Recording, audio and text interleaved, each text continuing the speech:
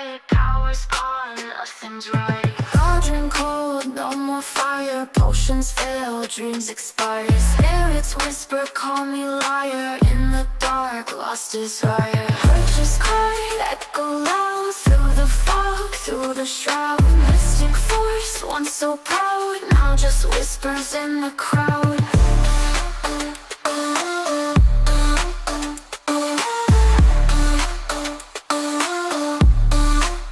Babalan TV. Hello Cancer, welcome po sa inyong reading. So this is for January the 22nd to January the 31st reading. Para po sa mga bago, don't forget to click the subscribe button, smash the like button, comment below kung kayo po ay nakaka-resonate, and hit the notification bell. Kung gusto niyo pong sumali sa ating live sessions, dun po yan sa ating kabilang channel, that is Babaylan TV. No, yan po ang ating unang channel catered for our international audience. Ayan. So, nandun na rin po yung ating January the 22nd to 31st reading. Ibang reading po yun. So, kung hindi po kayo nakaka-resonate dito, baka nandun po ang inyong reading. Cancer, I want you to know that this is a general reading. You may resonate with the entire reading, or you may resonate with some bits and pieces of the reading. Take what's only yours. Magsimula na tayo. Rest and rejuvenate, harmony, and power. So parang pagod na tayo, no? Kakaayos ng relasyon na ito. We feel like meron tayong gustong mangyari, no? To either stop things from happening. Ayaw mo na ng ganitong setup, ayaw mo ng ganitong sitwasyon, but it felt like na-overpower tayo ni person, no? Parang magkakaroon nga kayo ng panandaliang sabihin nating pagiging okay. And then, either gagawin na naman itong kinaayawan, no? Parang lagi na lang away ng away. Merong ayaw magpatalo, yan ang sinasabi natin, no? One of the hardest situation, no, is yung pataasan ng ihe, pataasan ng ego, no? Chances are, no, hindi ko naman sinasabi, baka may Leo dito or Scorpio, no? Let's check. Wala pa naman dito yung mga cards.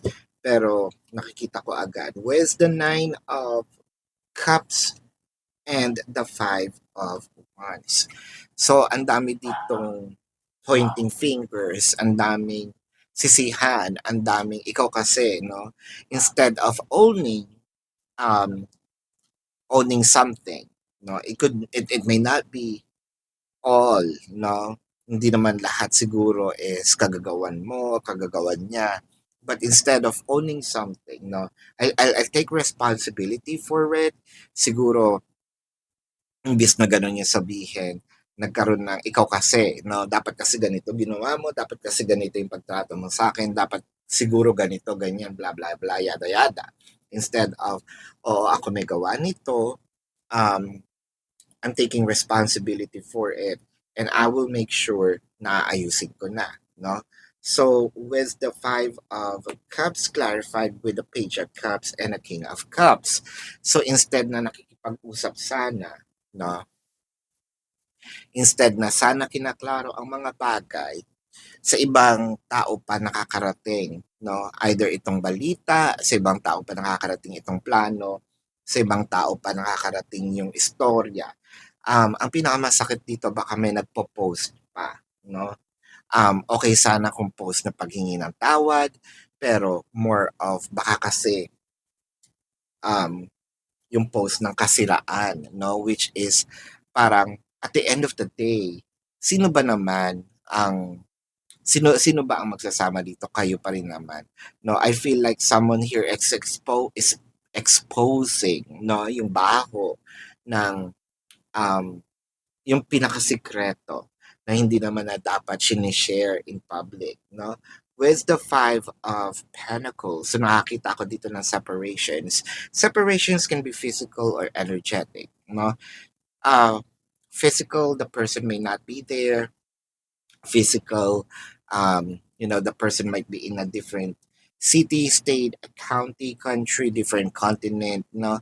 Pero, ang energetic, pwede nakikita kayo sa isang bahay, ah, hindi naman kayo nag-uusap, no? Nakikita kayo sa isang lugar, trabaho, no? Sa isa school, pero hindi naman kayo nag-uusap, no? Or pwedeng combination ito, medyo mas masakit, no? Ang hirap kasing either ibigay, no? Pwedeng humingi ng tawad, ibigay kasi more of kapag ginawa ko 'to, nandun yung sasabihin na, "I told you so," no? Nandun na, "O, ako ang may huling halakhak." Instead of, "Oo, pinagbigyan kita." I feel like, no, ego, parang nagkaroon ng competition sa loob ng relasyon na ito. Sino ba ang mas matapang? Sino ba ang mas, kumbaga, bakit nagkaroon ng face off, no? Kasi at the end of the day, kayong dalawa dapat na nagkakampihan. Ngayon, parang kailangan humihingi pa um,